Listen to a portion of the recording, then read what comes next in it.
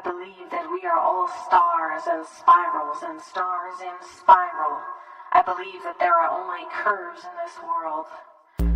I believe the shape of the universe is to a sphere as a sphere is to a circle drawn on the ground, that there is everything in anything and anything in everything, that every part holds the pattern memory of every other part, the large and the small and the large, and that we can take the pieces of our world and see all other pieces of our world, if only we know how to look.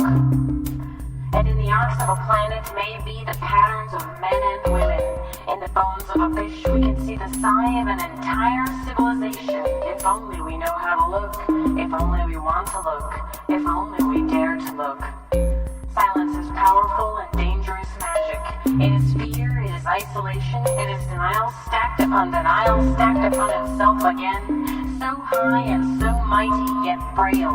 And the fall of the tower is the light of creation, the spark of the soul. In the rubble of the tower we will find the truth we were looking for. The thing we were building was the ruin itself. Order and disorder, beauty and brokenness, a coin forever turning in the air. Waves and ripples upon ripples, the patterns in the air and the patterns in the mind expanding, touching one another and fading into serenity as they are mellowed by age. The time is coming when men and women will be judged not by the color of their skin nor the content of their character, but by the character of their contents. Already there are moments taken for granted. The powers that be are the powers that are, the powers that are the powers that do, and the powers that do are the powers that can. And they are searching, scraping, digging into all of us, all of the time. They seek not men or women. They care not for bodies, places, things. They are looking at the small parts. They are searching through our blood, our urine, our thoughts. This is where their enemies lie. This is where their power lies. This is where their lies lie. To believe that life is an illusion is to deny yourself to yourself. It is to ignore the illusory nature of the illusion itself. For there is nothing to deny, nothing in particular. Nothing is hidden beyond the veil, the curtain, the velvet rope. The world as we know it, the world that some would call an illusion, is so loosely understood as to be indistinguishable from anything else. If you look closely enough, to escape the illusion, to go backstage, behind the curtain, behind the rope, it's the other side. But it's no more real than the side that you are standing on. I believe in the layers of the onion, the petals of the lotus. The soul is not outside the body is inside the soul, and again. If you look closely enough at something, you can look into that thing, and in looking you will see that it was not a thing, but things arranged in patterns so dense you could not at first distinguish the one from the many, like the dots and the letters on a computer printout, on a computer screen. And in each of those things, if you have the will to look, can be seen further arrangements of smaller things and more complex patterns of shape, patterns of motion. Look inside the things and with each successive step you will find that the one is made of many, is made of fewer and fewer things, arranged in progressively less identifiable patterns, the components moving faster and faster and farther apart. If we could look deep enough, we find that things whose patterns were so complex and their components moving so fast that they would finally have no pattern, nor shape. They would only be fields of potential.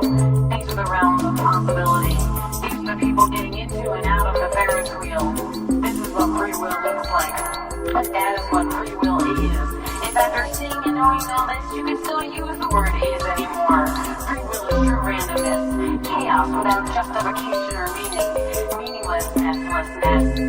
Anyone who has thought about this long enough and hard enough has realized that anyone, at any time, in any place, who builds their tower high enough just to watch it fall will find the truth in the rubble. These are the words that have been spoken for as long as there have been words to speak. In every system of thought, in every age, there are heretics. The way to live in the world is to acknowledge every moment of our lives as a direct communication for all the things in our lives. All of our experiences are the rippling shockwaves of countless atomic explosions overlapping and intersecting, making shapes. The world I speak of is the same world as chai and shitty jobs and jilted lovers. The world of checks and stealing lacks, of cabbages and kings. And all of it is meaning all of it. I am writing this now because this is how I see the world. Because I am not a man. I am a scorpion dreaming, stinging myself, poison tail lodged in my own back. Drunk and feverish, choking on my own venom, fueled and dying in my own fire. The vision and the voice, the light and the shadow, the illusion and the dream, the fever and the fury, they are cycles in themselves without themselves. So I sleep and wake, as we all do. The coin keeps turning in the air, and I am writing this now because it is true and because I have never shared it before. It is what I have known. I knew before you knew me, and now I am sharing it. All of this I have known, and all these things I have learned without raising a hand to another human being, without disintegrating into chemical addictions, without hallucinogens, drugs, without starvation, without mountain climbing or animal sacrifice or staring into the sun, without excess, without abstinence. All of these things I have learned through knowing beauty and truth and the truth that lies within. Truth and beauty, beauty and truth. I write this for myself, for the self that you have known, for posterity. I want to be able to know that this is what I was before, because what I am going to become, even if those two things turn out to be the same thing. I am the scorpion dreaming, and the time has come to pull the fire from my wound. I am dangerous now.